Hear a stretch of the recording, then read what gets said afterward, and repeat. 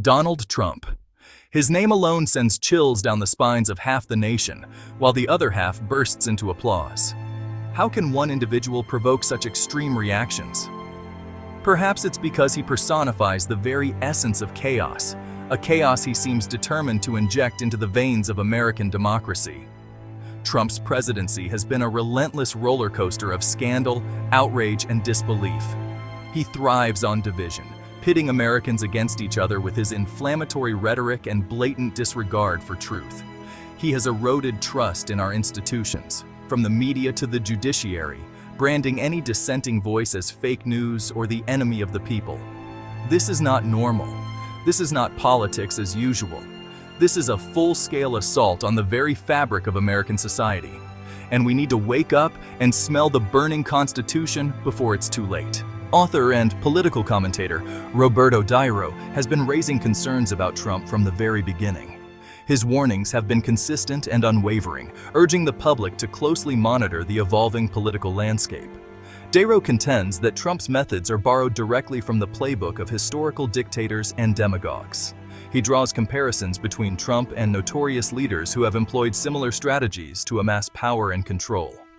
He highlights Trump's use of propaganda, media manipulation, and the fostering of a cult-like following as indicators of a troubling agenda. These tactics are not new, but their use in contemporary America is deeply concerning. Niro warns that Trump is engaging in psychological warfare against the American people, intentionally sowing fear, anger, and resentment to maintain his grip on power. This psychological manipulation aims to create division and chaos, making it easier for him to control the narrative. He argues that Trump's relentless stream of lies and distortions is meant to overwhelm our critical thinking and make us more vulnerable to his manipulative tactics.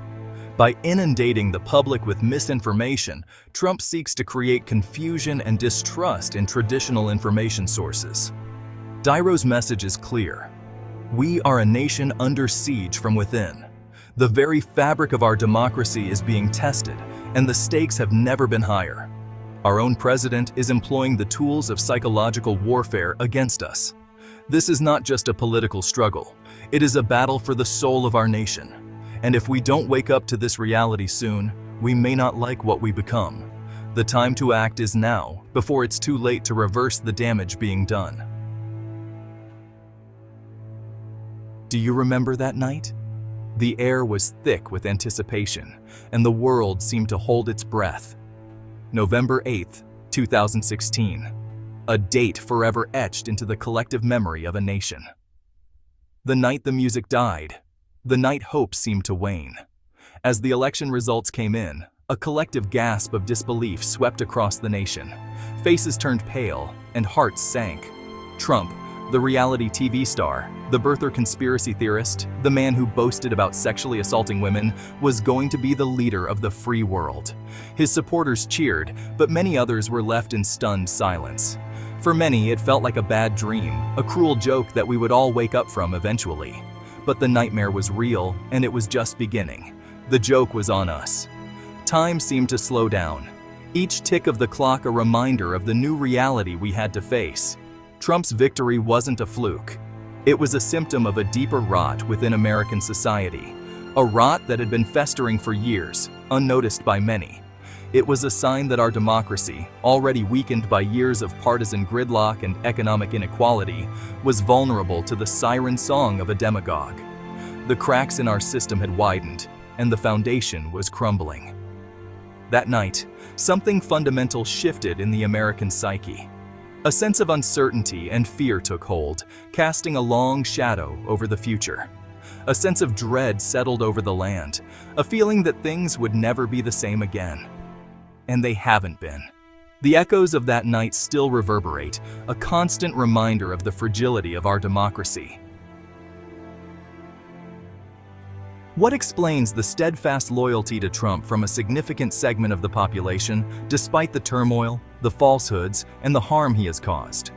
Many believe the answer lies in his cult of personality, Trump has skillfully built an image of himself as a strong leader, an outsider who will clean up Washington's corruption. He directly addresses the fears and grievances of his supporters, providing them with straightforward answers to complex issues and scapegoats for their frustrations. His followers view him as a savior, a messianic figure who will restore America to its past greatness. They are willing to ignore his shortcomings, his falsehoods, his misuse of power, because they believe in the myth he has created. Essentially, they are members of a cult, blindly loyal to their leader.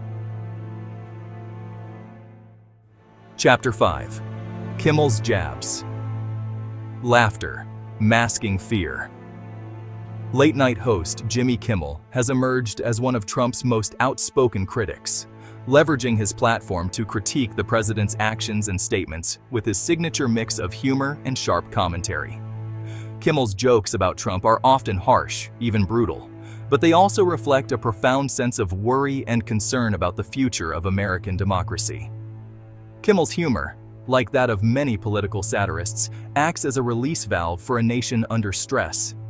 It allows us to laugh at the absurdity, even as we confront the very real dangers Trump represents to our institutions and values. But beneath the laughter, there is a tangible sense of fear. Fear that Trump's presidency is not just a bad dream, but a waking nightmare from which we may not be able to escape. Section 6. From Boardroom to the Oval Office.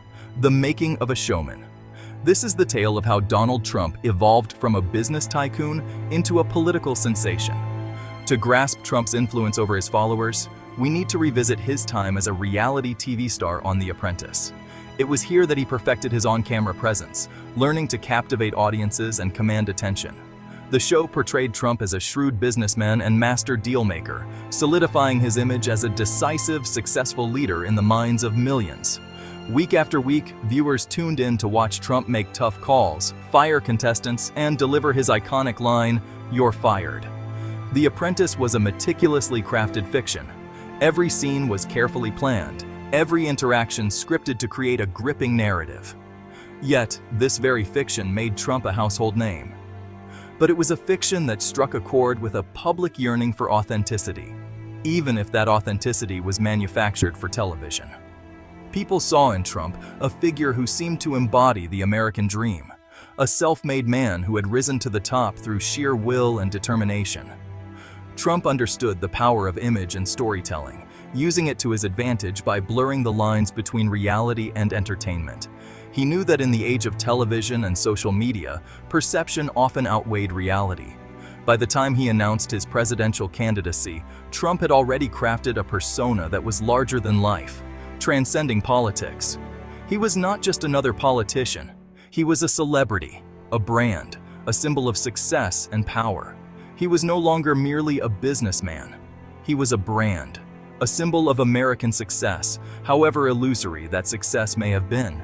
His name was emblazoned on buildings, merchandise, and in the minds of millions.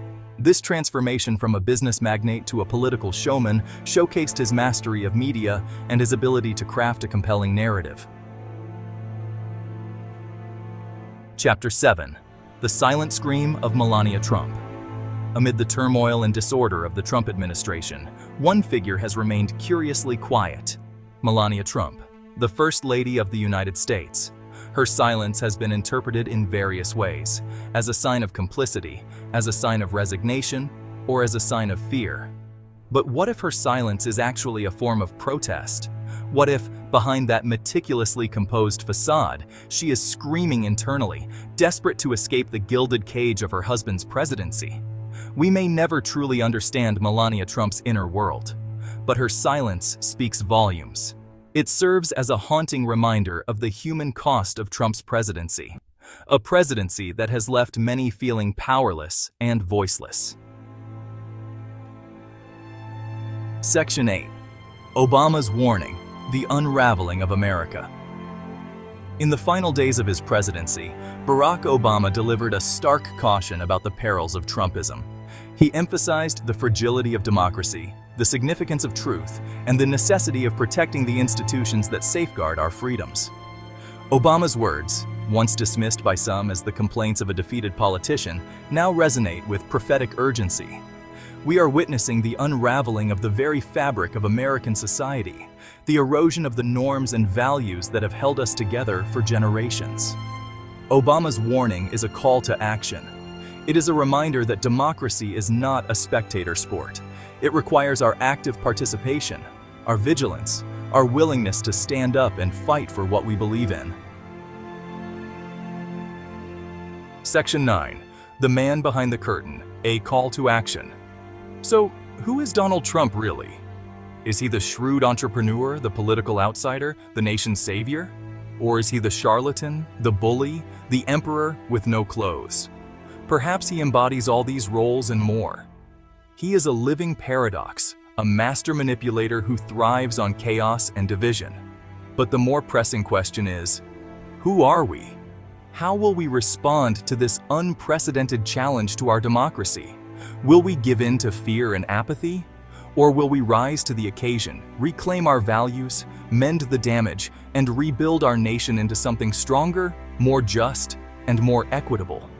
The choice is ours. The future of American identity is at stake. Let us choose wisely.